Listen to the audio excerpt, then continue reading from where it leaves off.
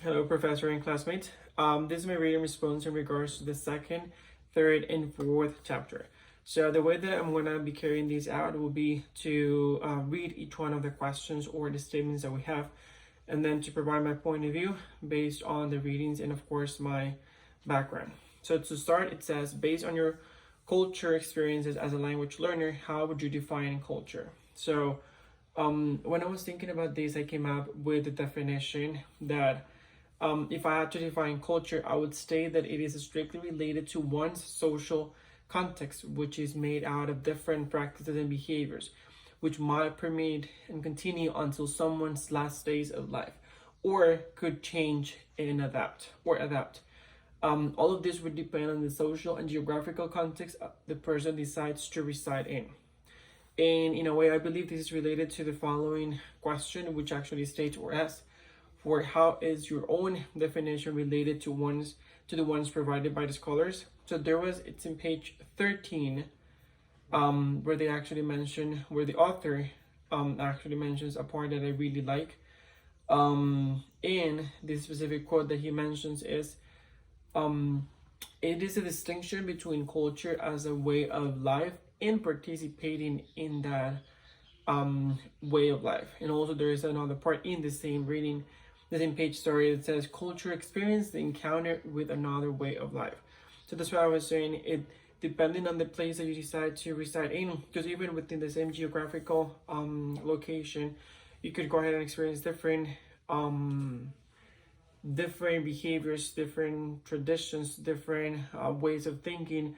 And based on this, you will decide if you want to adapt to it and be part of this culture, or if you would rather just move. And if you move, there's where you actually have to still adapt. And usually it's very common for us to be adapted to the ones that we already know, because, the ones that we grew up in, because that's the only, let's say, truth that we know. And as we move along, is that we can actually adapt in the case that we actually want to, or that we consider it's necessary. For the second question, it says, explain briefly the cultural knowing framework. When it comes to the cultural knowing framework, there are four principles, I believe, which is knowing about, no, I believe, I know.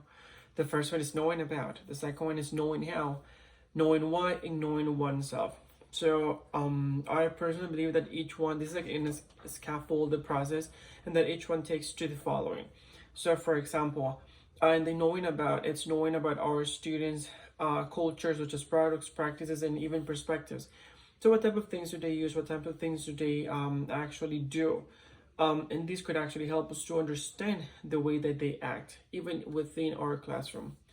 Knowing how, it's pretty much the cultural practices, just behaviors, touching, standing, all of these things. Because it could be like the thing with personal space, that in some cultures, there are people that they need to have like 1 meter or more away from you, and in others, it's a little bit less, or there are others where there's no personal space. So when they come, when they're talking to you, they're pretty much like if they were going to kiss you. And even like in my case, I would feel like not offended, but I would feel probably like uncomfortable to have someone so close.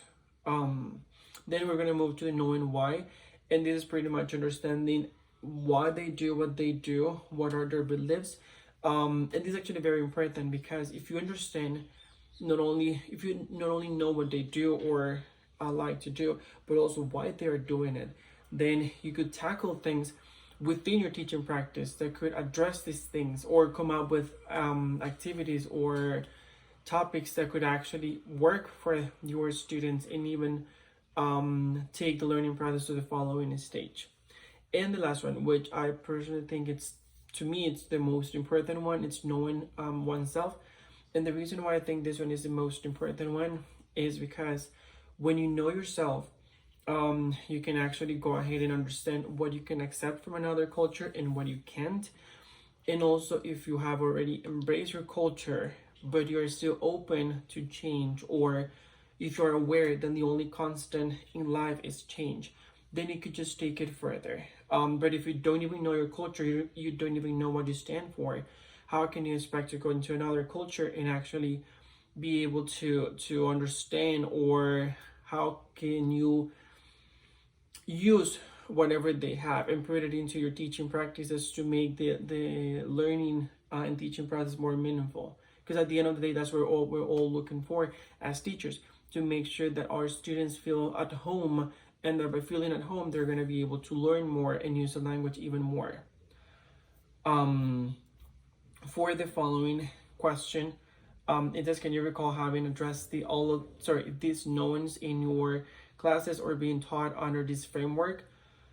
I don't think I've ever been taught under this framework, and honestly speaking, I don't think I've ever included it in my classes. I think that unconsciously we have included some of them, because we do like to understand the way that they work and the way that they think and all of these aspects.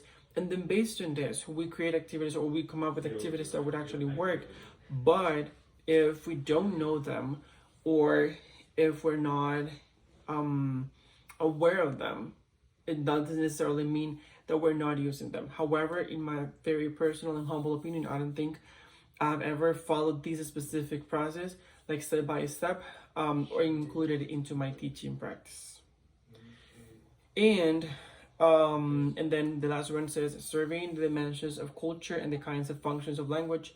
What are the most common and less common teaching practices in a language and culture class?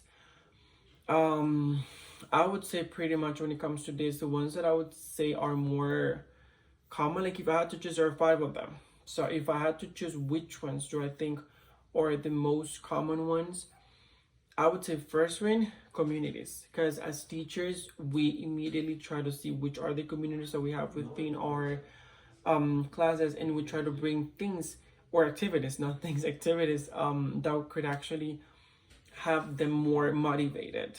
If I could give a second place to one of them, I would probably go for practices, because once that we have identified the communities, we could go to the practice. What do they do for living? What do they do in their leisure time? And by doing this, we could be kind of creating a set of activities that we know most likely would resonate with our students or in our classes. In third place, I would probably have I would have perspectives, because I think that understanding the perceptions and beliefs it's mandatory. And I would have I'll have persons, number 4, because every individual matters. However, what I do think honestly is that having a class where you have students, for example, in my case, I have 36 students per group. So knowing every single one of them, what they stand for, what they like, and trying to come up with activities for each one of them, I would say maybe it's not impossible, but it would be incredibly demanding and time consuming. And I don't think I would ever have the amount of time to actually come up with that, because right now I have like 250 students. I cannot imagine every single week coming out with 4 or 5 activities per each one of my students, because that would be coming out with 1,000 activities that would tackle their needs and would tackle their interests and what they stand for. And as the last one, the one that I think it's still important, but I'll probably put it at the bottom, will be product. Because even though products are important, I think that from the list of the 5 different dimensions, this one could actually be the one that I would say is the one that gets the least weight when it comes to being taught or included in a class. It works, of course it works, each one of them is going to work, but I would say that as a teacher, this is the one that I've seen the least, and also this is probably the one that I have included the least. And that's pretty much my reading response. I hope you liked it. I hope you can take something from it, and that would pretty much it. Take care.